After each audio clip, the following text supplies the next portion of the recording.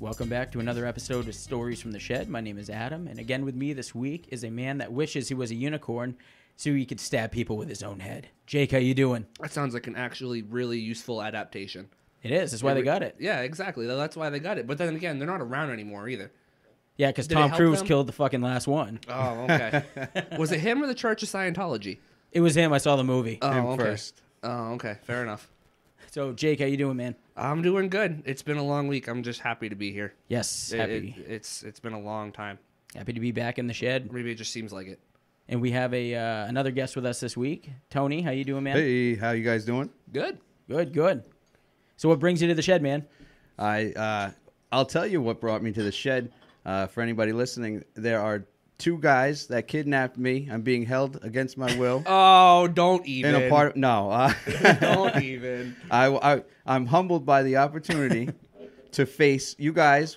What you do is you go to the doorstep of evil, and you unearth that for listeners every week. And at the same time, you shed light and you give a little bit more to the story of the victims who just, in most cases, didn't have a chance. And so, all that bullshit, man, is I wanted to come down, have the conversation with you guys about an exciting case today, and you gave me the chance to do it. I'm humbled to be here. Awesome. Well, thanks for coming by. Yeah, glad to have you here.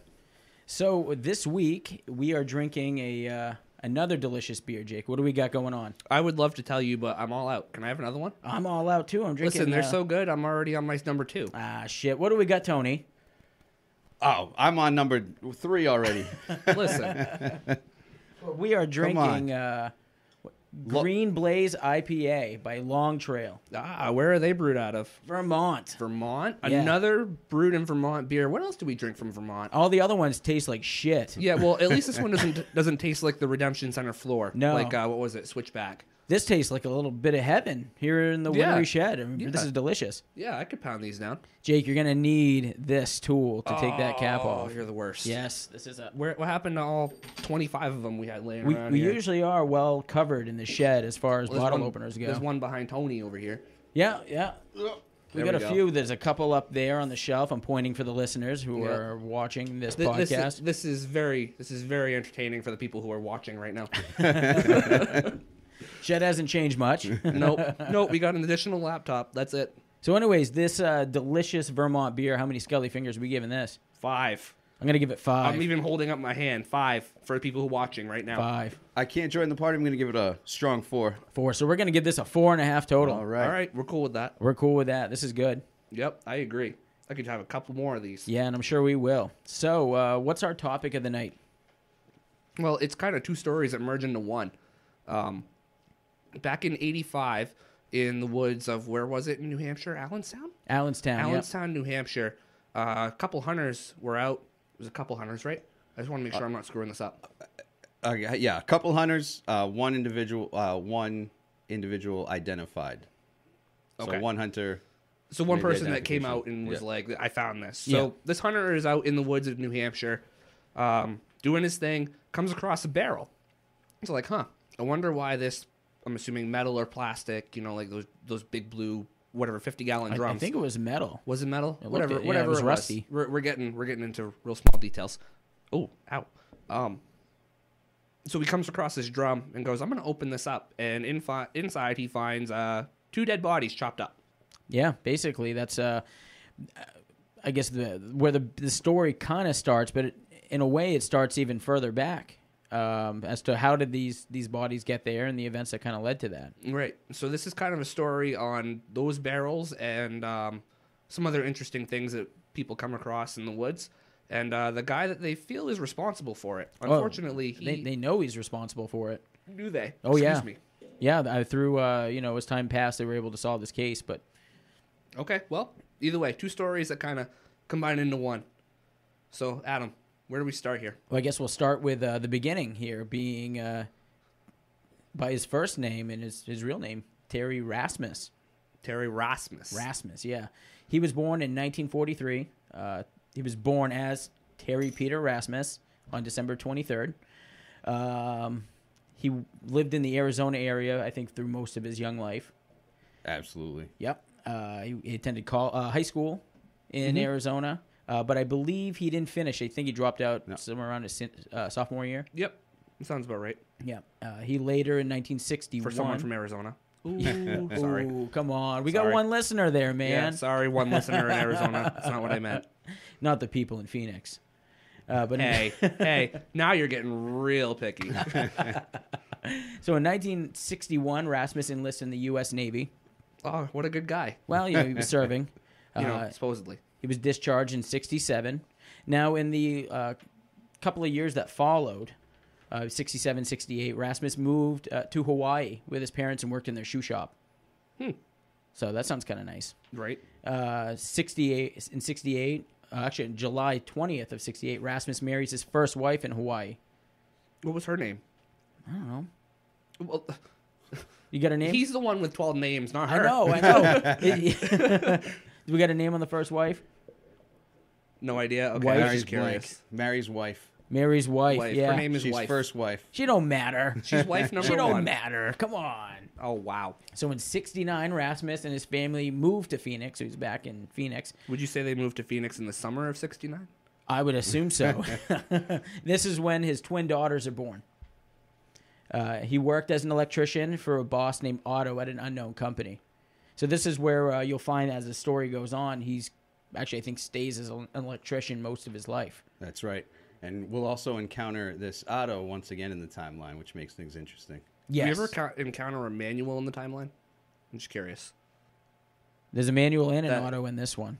Okay. At least you got that. I'm like, oh no, they didn't get it. Where's the sound effects, Jake? Come on, man. I know, Arm I'm yourself sorry. with this shit. You know what? I'll take care of that right now. You can go right ahead. Well, we'll keep going here. What happened in 1970, Tony? So he moves to California. So this is another thing to take note to is he starts to move. Now he's in Redwood City, California, where he's working as an electrician. Sorry. Damn it, Jake. I'm sorry. In Palo Alto, California. Beautiful place. California is beautiful, but as we've discovered in the last however many episodes we've done, a lot of criminals just like to disappear to California. Yeah, You know? I noticed that too. There's a trend here. Yeah, Good place right. for serials. They just hide in the masses of people. Anyways, and also that same year, his Jake, son's work born. on those sound effects. So yeah, in 70, his son's born. Now in 72, Rasmus has another daughter, a third daughter, I believe. That's right. Yep. But Him and his wife separated temporarily. that's right. So trouble at home, trouble in the nest. Another thing to pay attention to here. What happens next year? What do we got? All right, 73. So they separated. It looks like they're back together in 1973, and they're back in Arizona, and Rasmussen is working for Otto again. So this Otto character pops back up, and he's working in the shoe shop again. Apparently there's money in that in 73. Yeah, well, probably wasn't all sent to China at that point. But Yeah, right. We're not buying $5 sets of Adidas shoes. in April, Rasmus now is arrested, and I think this is his first time being arrested.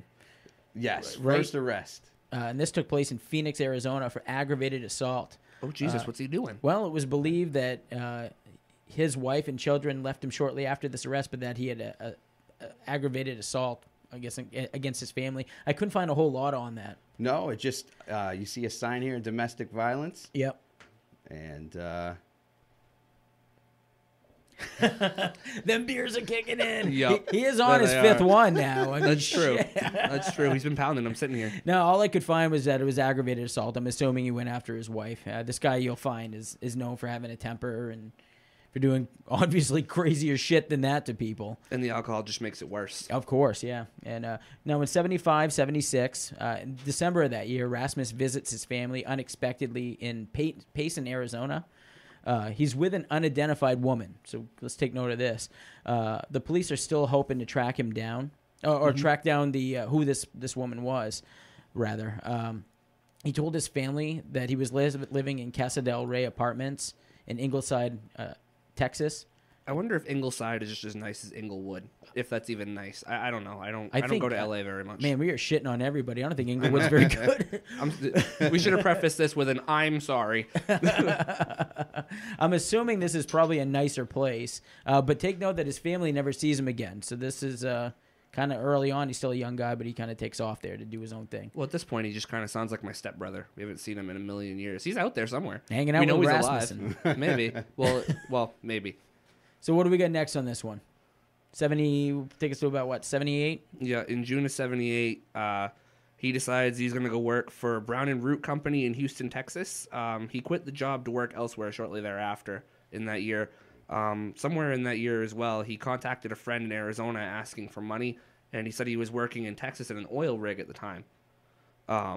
In September of 78, his divorce from his first wife is finalized, and the weird thing is no one knows where he is.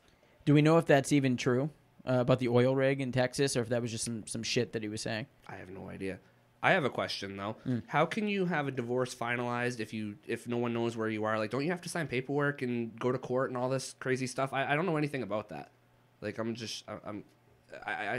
confused as to how they finalized it without him, without them knowing where he is. Yeah, I don't know. I don't know how that works, but either way, he's done. They're done. Right.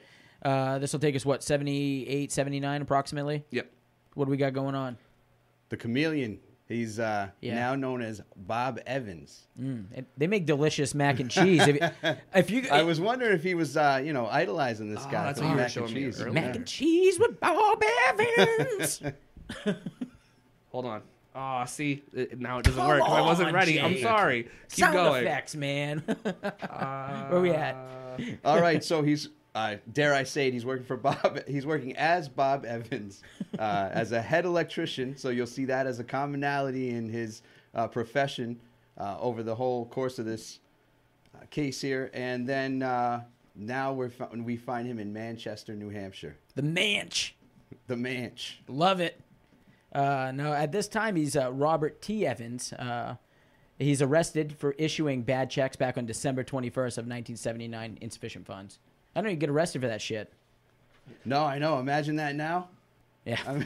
Fucking. You have to bail me out every week. But, must be all them beers, Tony. 8. Eight. Anyway. No, you're sucking them down. There's no more fucking beer for me.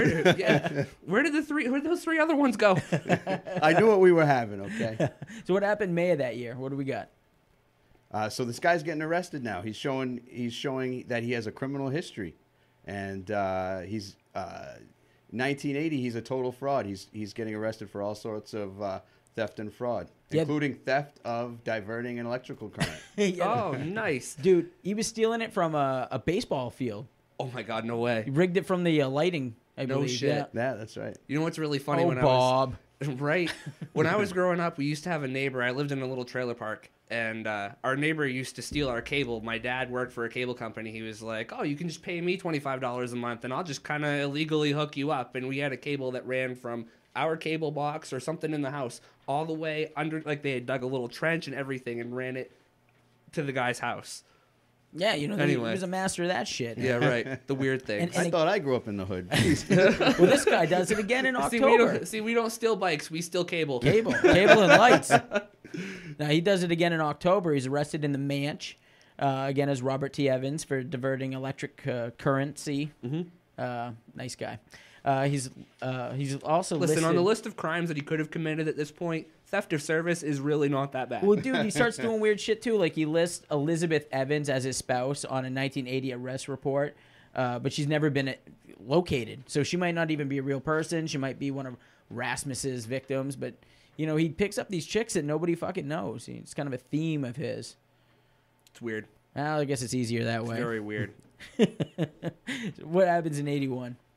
All right, in 81, he's got a girlfriend, Denise Bowden, and they go missing. So he's got a new girlfriend that has a daughter, and they all go missing shortly after Thanksgiving. So we're around the holidays, a target time, a big time for depression and issues. So he has a track of domestic violence. Yeah, it's all adding up. And so I'd pay attention to that. Yeah. Going missing right after Thanksgiving.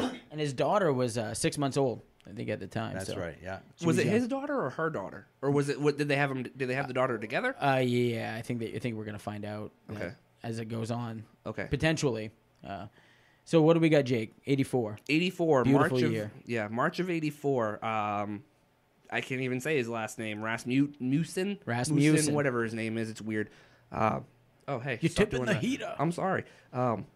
He's hired under the name Curtis Kimball by an electrical company in some fucking weird name in California. Some little town. Amelitos. Yeah. See, I just Amitos. let Adam pronounce them because I'm not even going to try. I practiced my Spanish just for the show. Thank you. Oh, nice. Did you get Rosetta Stone? I got Cooper Lopez. Cooper Lopez. Future guest. Yes. Going to bring us margaritas. Margarita. Senorita. Where are we? Now I need a sound effect for Mexican music. Come on, Jake. I know. I'm sorry. He worked there until May of 1985. So in May of 85, he gets arrested in Cypress, California, the one town I can say, as Curtis Mayo, M-A-Y-O. Disgusting. That shit's not allowed. We're in my going house. Mayo because he's slippery. It's gross. So he gets arrested as Curtis Mayo Kimball for DUI. Now, this is where that other part of the story kind of merges with this. Right. I don't know if one of you guys want to take us back to New Hampshire. Well, hold up. Before we do that, you want to take a break real quick? Yeah, Okay. I could use a quickie. Maybe take Tony's beer away from him. Tony? You know what I mean? He's on what, number 11 now?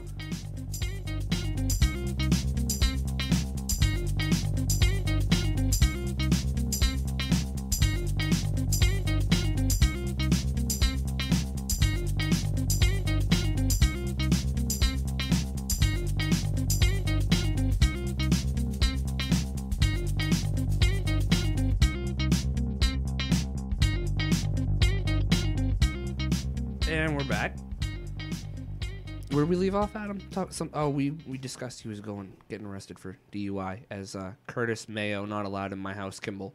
Yes. Yeah, Mayo's fucking disgusting, and I will fight anyone that disagrees. Well, now this kind of leads us into the discovery of the first barrel, right, Tony? Yeah, so this is a big year, 1985. Let's remember that because this is the year that we know that as Curtis Kimball, he gets arrested for a DUI. This is also the same year, so there's this link. He's in the system, 1985, getting arrested. This is the same year that a hunter finds the first 55-gallon metal drum in the field.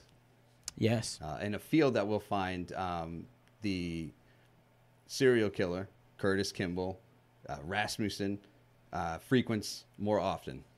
Of course. And now what happens in 85 is, I believe, before the hunters find the barrel, right, there's a... So that's another big thing. So we're in this time period of 85. He's getting arrested. The hunter finds the barrel. A few years earlier, there are two little girls that stumble upon the barrel. And this doesn't come out until around 1985 and the discovery. But we have a direct link back. 1980, two little girls playing in this innocent field come across a barrel and... Yeah, and they open it, and I'm not. What I read was I think it was two boys, wasn't it? I'm not sure if they were girls or boys, but Well, it's 2019. hey, That's yeah, right. You could be whatever the fuck you want to be. Two kids, right? It don't Yeah, really even exactly. matter. But two kids, How dare you? I know. How dare you? You're so insensitive. I'm sorry. I'm ashamed. What if they felt like they were boys or girls or whatever they weren't? Well, whatever the fuck they were out in the woodsy fields. They find the barrel, right? Right. They open it. And for some, kids are just like, see this fucking barrel, I'm going to open it. They find that it's full of like a milky-ish substance, and they don't see anything in it, but there's just a horrendous fucking odor. So they close it up. They take the time to seal Where's the this sound thing. effect for smell? I don't know if there is one. I'll have to find one. But, yeah, so they don't... They seal it up. They go back home, and I think one of them tells their parents. But it's just like, kids finding some garbage in the fucking woods. I mean, and I guess this area was even known for being a dump site. A place where other trash has been thrown in the past. Well, it's funny you bring that up, talking about I guess how the area is kept. The barrel was actually found on the property of a burned out store. And it didn't really look good back in '85. The store was burned out. You know what I mean? It looked like what it was. And I think the store is going to end up coming back in the story too, because I think Rasmus did some stuff for the store. But anyway, so that's all that came of that, and then it takes us back to I guess the present time of the story of November 10th of 1985. Jake, so what do we got? So, like Tony said, they find the barrel. I don't really have much else, to be honest with you. These notes are not. Well, what happened Not is crazy. the two hunters, they go back in the woods. Okay. And they're doing regular, it's November. They're hunting for deer, one could easily assume. And they stumble upon this barrel. And them also being a couple of curious guys, they open the barrel. And they, too, see this milky substance and the odor coming from it and such, right? Could it be possibly spoiled milk? I think it's spoiled human. I mean, we're going to find out because they start tipping the barrel. And as the substance pours out, they start to see the remains of a woman. That's right. They have the remains of an adult, what appears to be an adult female. Yeah, and, that's not milk. and a child between the ages of 5 and 11. They could only assume by the state of the body. Yeah, that's kind of what. But even these hunters, right? This totally affected their lives. They couldn't even go in the woods for several years after this event happened. They just associated with this horrific find that they had, and so it was that traumatic. It was that nasty of a thing to find, that nasty of an experience for these guys. Oh, absolutely. That it scarred these grown men for several years. Now these they say that the woman may have had Caucasian or Native American heritage. She had curly or wavy brown hair. She was between 5'2" and 5'7". Her teeth showed significant dental work, including multiple fillings and 3 extractions. So this woman was well taken care of, is what that tells. Wouldn't you say? Someone cared about their teeth. Somebody cared about their teeth. So she wasn't, a person that was probably poor. Probably a working class individual. So that's just something that you could almost assume just based on that alone. But right. The 3 girls may have also had Native American heritage with light. I say 3 girls because there's more that'll come up later. But at the time, the one girl that was with her also appeared to have been Caucasian or Native American. So there will be another barrel discovered later on. But that's what they got. So basically, what do we have in Allenstown, New Hampshire? We got a 55-gallon drum. We have an adult woman and a young female, and nobody knows who they are. There's been no reported missing people in that area. I mean, it's possible that they could have came from somewhere else. They could have been brought from another state or whatever. But nobody's been called in missing. I don't know if you guys found that to be odd. I did. I mean, you would think, oh shit, there's the fucking missing mom and daughter. Nobody's saying weird. that. Right. So that's what goes on for quite a while. Well, is it possible they were drifters or people from out of town? Well, that's something that I think was probably heavily speculated at the time. Would be my guess. Right. The early days in this investigation, the authorities publicized the case in the United States and in some parts of Canada even. Oh, wow. At least 10 possible identities were ruled out, despite hundreds of leads and bodies that have not been identified. And there's a database that you guys can go to. Well, I can't remember exactly what it's called, but it's basically a database for bodies that are found that have no identity. Oh, wow. And you can go on there and look at these images of... Unfortunately, a lot of times they're facial reconstruction. We're going to get into that too because we've got some you can do information that on the internet now. Yeah, it's a web. You're going to see some dead bodies. You're going to see a lot of. Wow. But anyway, so there's stuff like that. So what do we have here? We got a drum. We've got 2 bodies. Nobody knows, and I hate to say it this way, but it almost seems like at this point nobody seems to really care, which is the saddest part of this because nobody's been looking for them. Nobody's coming forward. Yeah, and this will take us back to our buddy Rasmussen in 1986, the great year of '86 when the Sox lost the fucking World Series. But anyways, what happened in this story? All right. Well, first of all, the Mets won the World Series, so I was definitely cheering for them back then. Yeah, Billy fucking Buckner. This is where the air horn noise would come in handy. But otherwise, we got Raz. He's in Santa Cruz County at this time, California. So he's back in Cali. This guy's a drifter. He's originally from Phoenix. We've heard that he might have lived in Texas, and now he's in Cali. So we know. Also New Hampshire, I believe. Yeah, and New Hampshire. Because he got arrested so in the this guy's so we already have proof of this guy moving around. He knows around. different areas. He knows different areas of the country. Hoes and different area codes. Sorry. And we'll No, see you're how. not. No, you're not. All right, so now he's back in California, and he's got a new alias, Gordon Jensen. So I'm like 12 beers in. This guy's like 3 or 4 aliases in. And if he's you haven't Swedish noticed. now. I think, so He's go to Dungeon. that's right. And if we know anything about the Shed, we love Sweden. Yeah, so now he's got a new name, and in June of that year, now Rasmussen, old Ras, he abandons Denise, or not Denise, but Denise's daughter in California and flees. And I think this is at like some kind of a state park. That's right. And DNA evidence will show that it's not his. It's not his daughter, but it is the daughter of someone that he was dating. Yeah. Yeah. So there's a lot of science that goes behind with this here. What do we got in September? All right. So again, the science of this of criminal justice is in.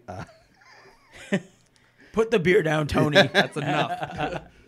Look, we just have new advancements because now they use fingerprints to match his different aliases. So this guy's got a couple aliases. He's got like 4 or 5 at this time. They're able to match 2 of the aliases together. I'll be damned. This Sounds is like they're finding someone. Yeah, Or at well- least they're gaining some ground. gaining some info, really. So things are starting to mount up here slowly before anything really comes up on this guy. But so what do we got next, man? Either man. Either man. Another alias, Jerry Mockerman. I love that one. There's a mockery of all these names he's coming up with. How'd he get this one? By what did he do? Why the Mockerman stuff? Yeah, right?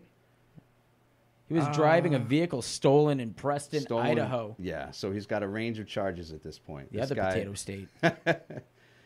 This guy, at an early age, pure signs of criminology and the science here of someone that's going to commit crime. He drops out of high school early. He can't keep a job. We've got multiple different charges: domestic violence, stealing vehicles, fraud. This guy is painting a picture of his persona. And so now here we are. He's Jerry Mockerman, 1988, and he's arrested for driving a stolen vehicle. Way to go. I wonder what kind of vehicle he stole. I'll tell you what, it wasn't a Camaro. No, probably not. No. You know what it was? I don't know. It was a Prius. Was it? Yeah. A 1988 It was a- Toyota it was- Prius. It was a Prius. Toyota That Prius. shit ran on Duracells. Yeah, it even Yeah. had, yeah, you know, it's Because they were durable. not good. Not good, Mockerman. Anyway, so in 89, Rasmussen is again arrested in California on warrants from the abandonment of that child. Now, this earns him some jail time. He spends 3 years in prison for this crime of just dropping this kid off and adios. In 1990, October 1990, Ras is paroled and he takes off to California, or takes off from California rather. You know? Again. Yeah, you know, he's on the move. Wow. Now he kind of lays low for about 8 years, I think. Guys, you got anything going on with him in 1998 or so, around that time frame? He gets his dumb ass pulled over again under a new name, Lawrence William Vanner. He's an Van- author yeah. now. He's an author now. What's his best sold book? I don't know. Did he make the New York Times bestseller list? Well, he's in trouble this time for not having insurance or Oh, a my driver's God. license. you Oh, know? okay. Well, that's a little important. There Way are to- some states that, and there are some, I don't know if there are some countries, but I know there are some states where you're not even required to have insurance. So Yeah, well, Maine then- is not one of them. This is unfortunately. a point here where this story kind of heads us back into New Hampshire. Now, in 2000, like a lot of other police precincts and such, when somebody becomes new to being a detective, you know, oftentimes the police department will throw them at these cold cases because it's a fresh mind. It's somebody that might think of something that hasn't been thought of before, and it kind of keeps them busy in maybe an area where there isn't a whole lot going on. So there's this detective. I unfortunately had his name, but I forgot to add it to my notes from my sticky note. But anyway, so this detective says, you know, he's new to the role. He's put on the case, and he says to himself, well, I know I'm not going to find any evidence by going back there because it's been 25 years now since this barrel's been found. But I'm going to go out in the woods. I'm going to just put myself in this spot and just kind of take it in and see what I can maybe pull from this to maybe put me in some kind of a direction in a case that's gone cold almost immediately. So he, you know, drives himself there and walks himself into the woods. And As he's back there, you know what he finds? You'll never guess. Oh, I think I have a good idea. Yeah. Another barrel. Another barrel. Another barrel. Get the What's this fuck one out. full? What's this one full of? It ain't milk.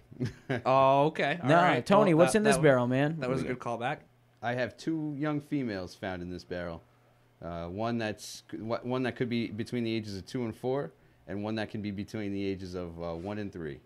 They noticed that both had gaps in their teeth and found in terrible condition. Yeah, and what's kind of crazy about this is that they were found only like 300 yards away from the original barrel. Yeah, we have a map somewhere, don't we? Yeah, and I'm going to get that up on the Facebook page. Facebook now. There we go. Unfortunately, these children look like they were murdered by a blunt force trauma. Oh, so just a quick update on the Facebook page thing since we brought it up. We're going to put that map up there for you guys to see. But Adam got our Twitter locked out, so sorry. I fucked up the Twitter. Yeah. Okay, anyway. Yeah, so sorry. We'll have to unlock that, right, Jake? We'll get to that. We'll get on to it. But yeah, so it looked like these girls were hit in the head with some, blunt force trauma, thrown in these barrels. But it could have been around the same time, maybe. Who knows? Who knows how long that barrel had been there? I mean, you got to think about it. This is New Hampshire. This is the Northeast. These barrels are frozen solid this time of year. Well, is there any? I'm just curious. Was there any evidence of the state of the bodies? I guess. Do we know anything about the state of those bodies? Because they were found 15 years later, and I'm just curious. Could it have been around the same time that they were possibly murdered? I guess is my question. Did you find anything on that, Tony? No. Just that they were able to identify a lot more this time around. It is the year 2000, but so they were able to identify the different body parts as opposed to the decomposition of the first set. So they were able to basically get a better analysis of this barrel, but other than that, no. But what do we have? We have now bodies 3 and 4 that nobody's been looking for. Now we got 4 people that have not been reported missing. And I just want to make a quick note just because I found it really interesting. When you look at the map, the barrel that was found in 85 was actually deeper in the field than the one that was found in 2000 because there was the burned out store, and then there was behind it, the 2000 barrel was like right behind the tree line. Yeah. You know what I mean? And you know what's interesting is that when old Ras, lived in that area, he actually did electrical work and knew the guy there. And Tony, you got anything on that? I just know that he definitely worked in the area, started to have a rapport, not necessarily with anybody important, but he was just the kind of guy that did start to develop relationships. He was seen at a bar with a woman that we'll find later disappeared. So he frequented the area, worked in the area, and this was around 85. That's right. That's right, yeah. So he worked in that area, but nothing's come of that, so far in the story. But just to kind of draw a parallel as to what's, when the original barrels were found, coupled with where he was, it's kind of interesting. Now, I think this will take us to a couple of years later to 2002. Yeah, take us right back to old Ras, huh, Tony? What do we got there? So in 2002, old Ras got married. He married Unsun June, and she disappears in 2002 from Richmond, California. Now, the big thing here is this is going to be Raz's first direct link to murder, to homicide. Yeah, because I don't know, Jake, if you found anything on this, but basically what had happened was Unsun June had a friend, and I believe they were from the same country, and they had, over time they had developed a friendship, and they had communicated daily. They would call each other back and forth. She reports even that Rasmussen was kind of a dickhead, in behavior and such, just regular, douchebag. And but hey, whatever. This is my friend's husband. So, but they would communicate almost daily, and all of a sudden the call stopped, the visit stopped. It's like, where is Unsun June? She's gone. She calls Rasmussen, and Rasmussen's fucking pissed immediately. Like, don't ask where she's at. She took off back to, I'm sorry, I can't remember exactly what country in Asia they're from, or she's from, rather. Right. She took off back there, and that's it. She just up and left, and don't ask again, and blah, blah, blah, blah, blah. And I believe the friend calls again and gets the same kind of attitude from Rasmussen. And now others that had been around Rasmussen would say things that, he acts like a normal person, but then if you ask him questions that he doesn't want to answer, things like, tell me a little bit about your past, his eyes go black, and he looks at you and just gives you some kind of snappy, scrawly type remark, and then snaps right back into, his normal role. So, she was dealing with that. So instead of dealing, after talking to him a couple of times and getting that version of old Rass out. Rass, I like that name. She calls the police. The police. And the police show up and they check on, they do kind of a check, and I think, Rasmussen lets them in the house even. And to their fucking surprise, they go down to the basement. And I don't know did you guys see what they found? Do you guys know what they found? Oh yeah, they found 250 pounds of kitty litter. Yeah, with a human foot sticking out of it. It looked mummified. They said it looked like a mummified human foot sticking out of a fucking giant mound of kitty litter. What kind of a cat do you have? Yeah, right. It's a great question. You know what? It wasn't a cat toy. It wasn't a cat anything. It wasn't even a cat mountain. Wasn't even no. What was in there?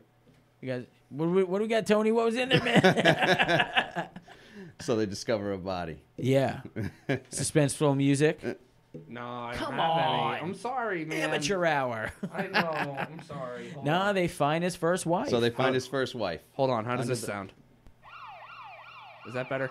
Thank you. That's Thank something. you. First one. It's What the do we? one? It's the one I can put out. 37 minutes Yeah. in. Come on. Oh wait, hold on. man. What did they find? They find her. They find his wife. Thank you. Thank you. So where were we, Tony? What do we got here? All right, so we have him linked to murder. This is the first time. He's got a huge criminal past. At this point, he's got a big. He's racked up a big criminal record, and he's shown Raz is racking him up. Raz is racking him up, just like I am. And That sounds like something fun to say. You can get really into it. we land on murder. Yeah, he's arrested in November, I think, for homicide of his old lady. So with that, you can start peeling back on who this, who this guy really is, capable of murder. Are you saying he's like an onion? He has many layers. It's got many layers. That's right. He's not quite Ed Kemper. But you know what's funny is they arrest Rasmussen, but at this time, they do the fingerprinting and the booking and all that shit that they do. And they were like, well, these fingerprints are linked to Curtis Kimball. So all these Who's Curtis Kimball? Well, there's this oniony man here with all these friggin' layers. Yeah, That's right. just his seventh layer or so, or six. They say there's 7 layers in hell, right? Well, there's Rasmussen's there right now. Oh, okay. But so they're like, this is kind of weird. Now we got information here that's linked to multiple people at this time, and but he's now in jail. And in 2003 of June of 2003, Rasmussen is convicted of Unsun Jun's murder and sentenced to 15 years to life in prison.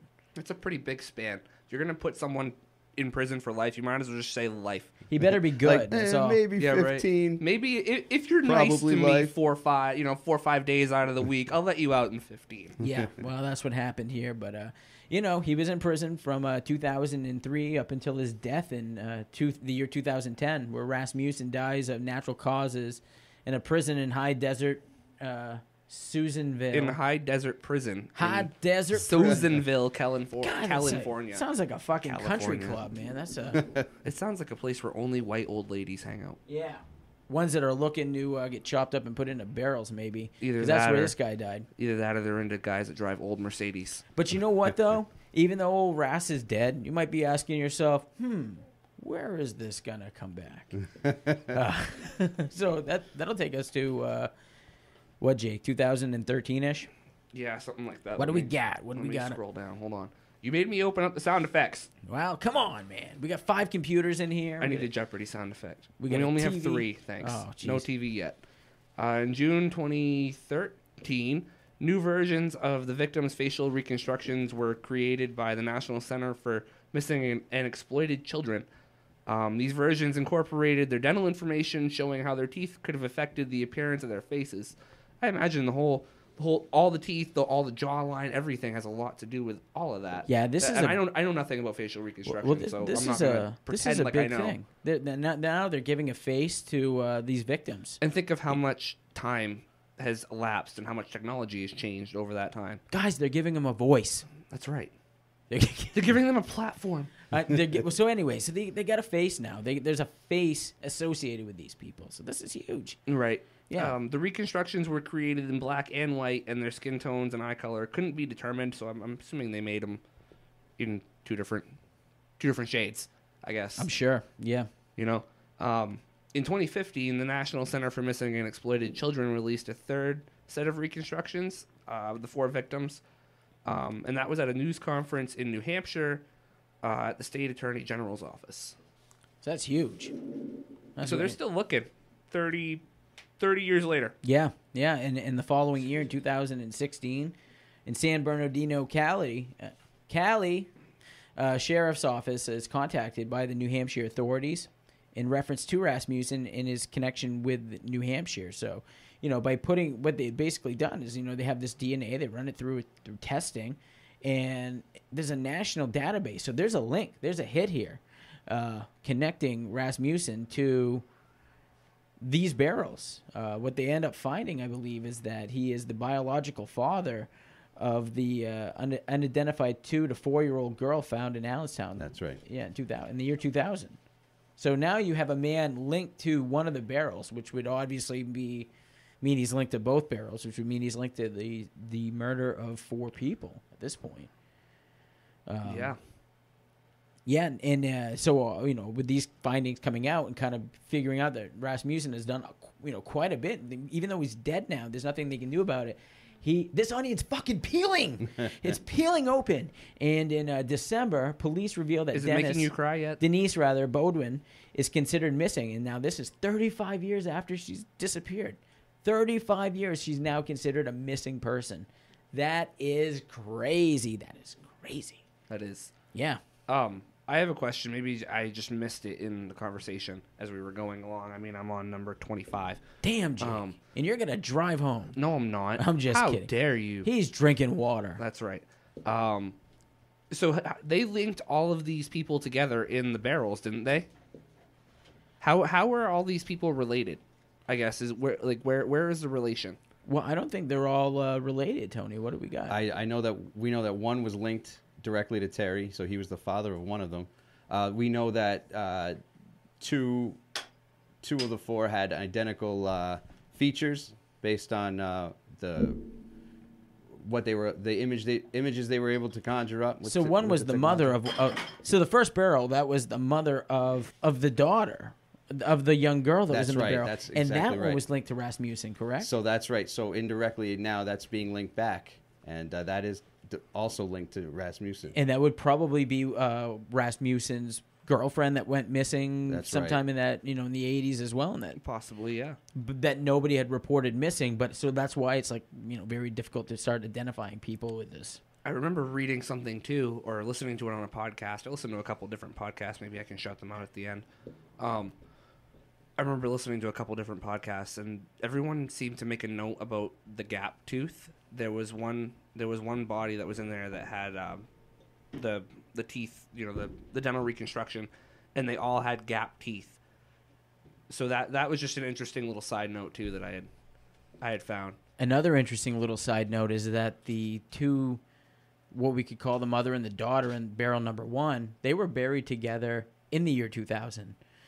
The community of Allenstown had chipped some cash together, and they bought I believe it was a stainless steel casket, and they put both remains in there, and they buried it at the local Catholic church. That's really awesome of them. Yeah, of course. They had been 15 years in the New England heat and the New England winters together, so they should stay together. Let's be honest. I don't feel like a lot happens up this way where we are, and when you have something like that happen in your little town of 5,000-10,000 people, however big Allenstown is, I have no idea. People. I've never been. It's a powerful thing. It's people helping people. It's exactly right.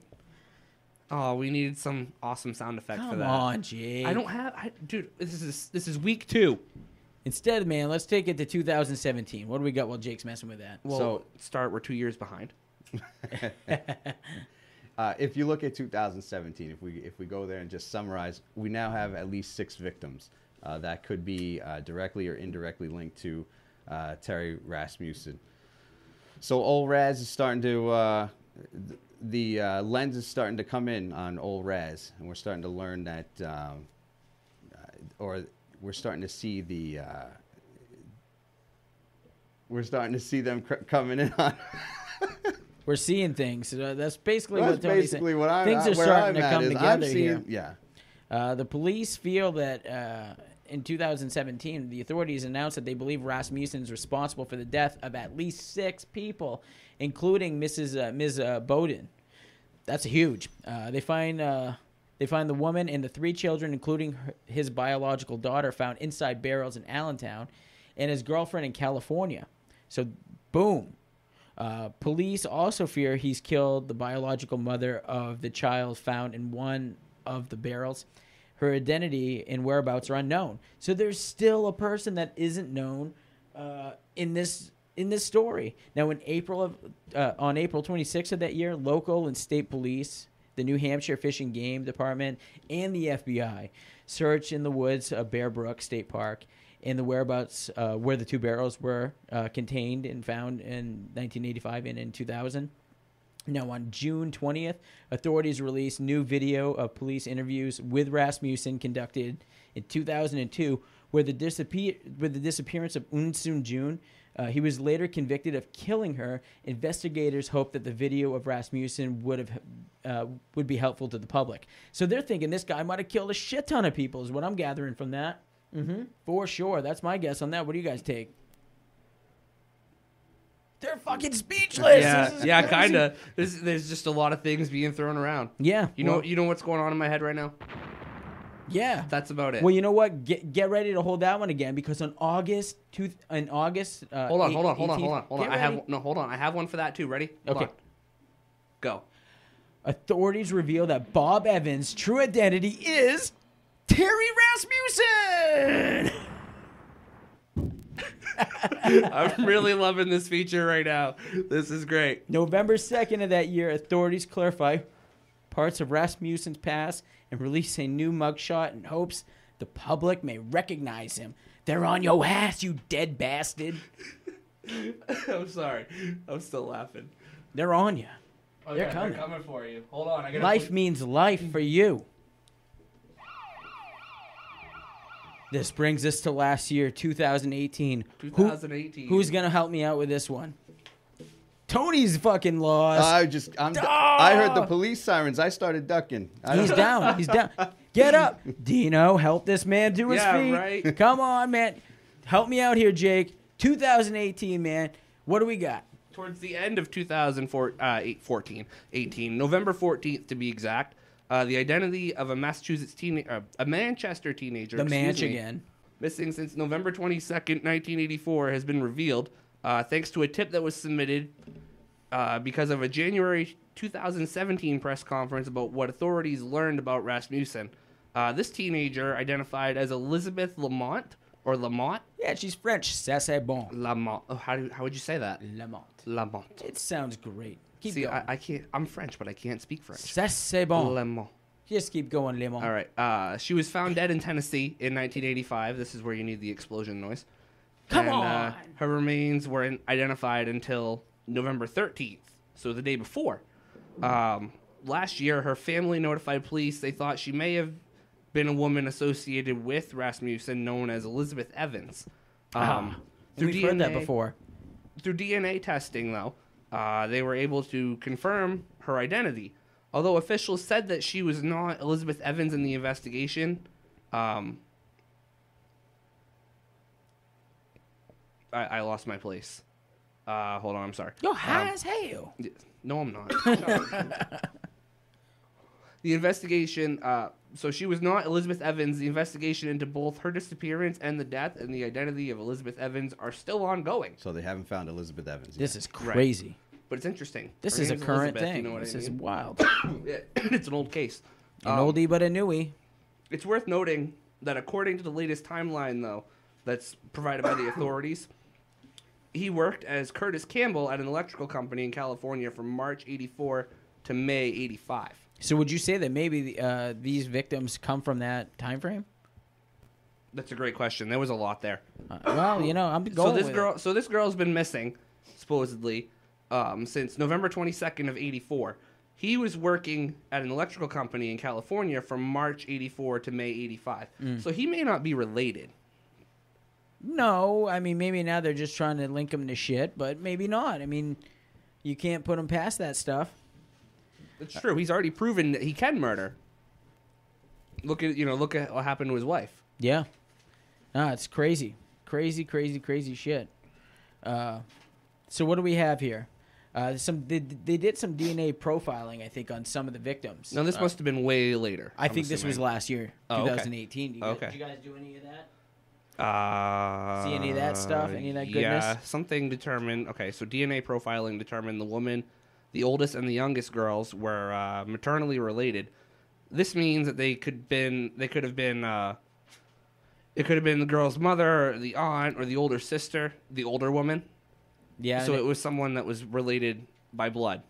Yeah, and what's also kind of interesting is that other information also shows that the women and children lived in the northeastern United States between the 2 weeks and the 3 months before their deaths. And I can tell you, how do they determine that? I can tell you a little bit about that. Basically, they can tell by your food what you've eaten. If you eat a lot of corn, areas where they eat a lot of corn, I should say. What? There's certain places where diets are different, and based on how you're, on how you're made up, can tell where you're from. Is that why California has the best food? You know what though? I couldn't tell you anything on that. But if they'll just bring an In-N-Out to Maine, please. I will personally sponsor you. I will put up the money. Well, I don't care. In-N-Out, please hit me up. I think they linked these guys with an element that's found in corn. Okay. And that's how they were able to link where they were from. But basically, what they're showing is that they could have been from the same kind of area. But what's crazy is something that Tony has brought up a few times here is that he's been from all over the place. So really, what we know is that they could have been from pretty much anywhere, but they're linking them I think I would say to the Northeast in this case. Advanced forensic testing shows that 2 to 4 year old girl, that one that was Rasmussen's daughter, probably spent most of her childhood in the upper Northeast or upper Midwest, perhaps in Wisconsin. That's crazy because we haven't even heard anything about this man being in Wisconsin or anything. But well, not only that, he gets around. Well, what about that? What about that girl that he abandoned her daughter?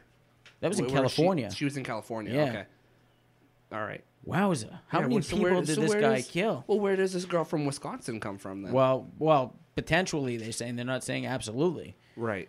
But Northeast, whatever, possibly Wisconsin. Maybe she was visiting family. Maybe she was related, but not. Maybe she had only been there for a short amount of time. I don't know, but Tony, what do you think about this guy? Wrap him up.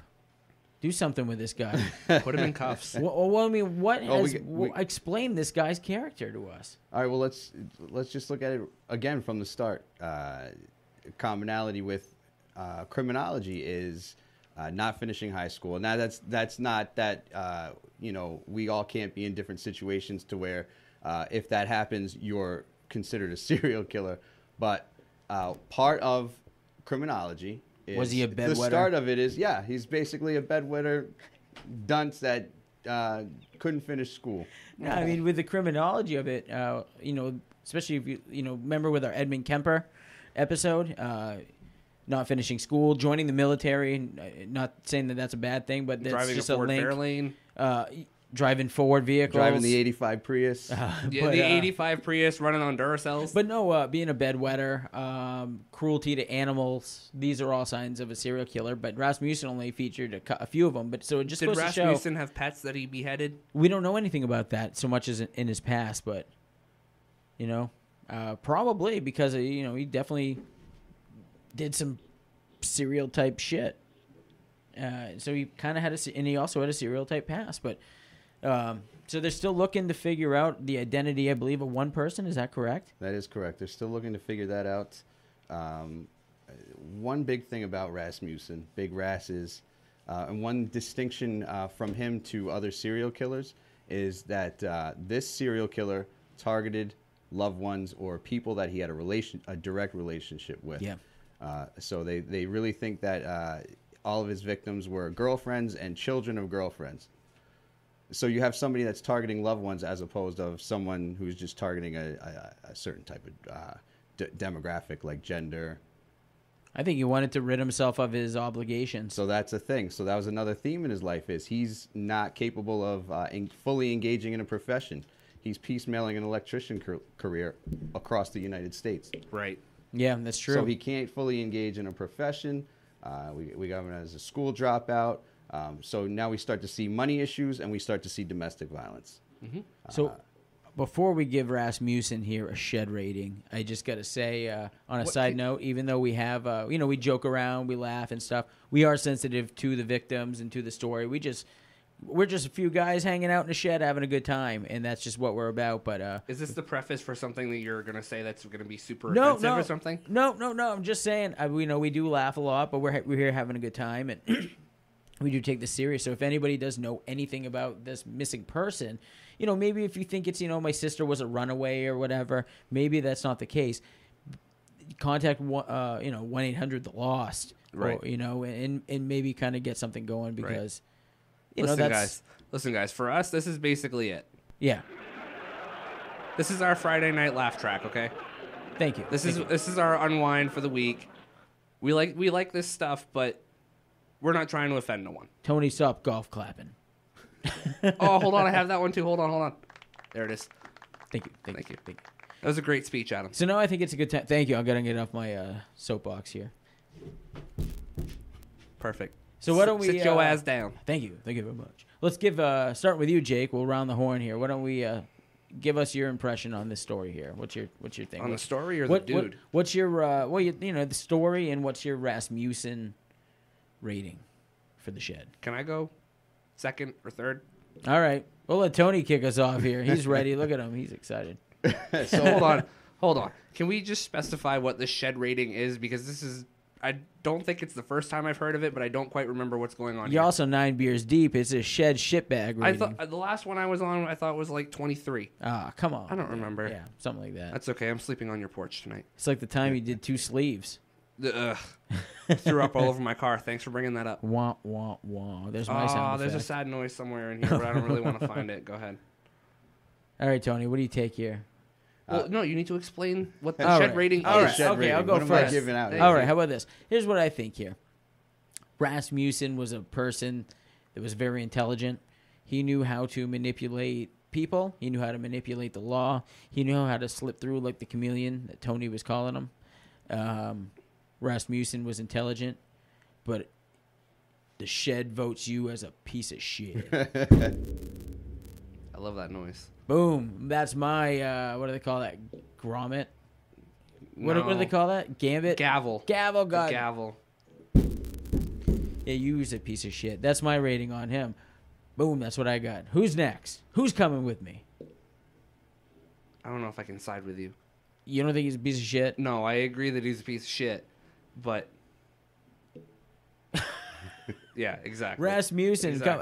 Exactly. What's your take on him? He's a piece of shit. He's a piece of shit, He didn't care about nobody except himself. He stole electricity. He didn't do anything... Okay, but... Again, like the story I told before, is it possible that someone just hooked him up? Hooked him up? As far as electricity. I'm not talking about killing people and all that right. stupid shit. No, that's ridiculous. It could be his silver lining in this story. Obviously, he's got problems. Skip me. Just skip me. Jake's going to bed. Yeah. Tony, what you got? Wake up, Tony. I mean, this guy's obviously a piece of shit. We can't polish this turd anymore. He's awful. You can't give any love. You know what? It was a distinct case. It was an interesting case because the guy, based on pictures, had no charisma. But he was hooking up with everybody. I don't know. Was he hooking up with them or was he killing them? He was doing both. Two different things. He was forming relationships and killing everybody. He was taking advantage of people. Not a nice dude. That's like the ultimate way to take advantage of someone. Yeah. You know what I'm hearing? I'm hearing it's time to give our social media plug. Okay, let me find it. Do you have a Jeopardy theme song, Adam? No, I thought you did. I'm going to give you the fucking sound computer from now on. That's what we're going to do here. You're going to be in control of the sound effects. Okay. Social media, we have all of it. And Adam fucking locked us out of our Twitter, so I'm not even going to bother to mention it to you guys. We got Twitter. Adam, stop pushing it so hard. Like, I understand why you do it, but... Twitter. Chill a little bit. Come down from like 25 to like 16. Okay? I'm down. All right. Got no choice. Right. Yeah, no shit, because now we're locked out. You get us locked out of our most important one, you'll be in trouble. Stories from the Shed on Facebook. Instagram is Stories from the Shed Podcast. YouTube, Stories from the Shed Podcast. And earlier I watched Adam put in SFTS Podcast, and it seemed to work. Yes. So that's kind of cool to know, too. And email us story suggestions. If we fuck something up, let us know. SFTSpodcast@gmail.com. Thanks for listening. Have a good night, guys. Bye-bye.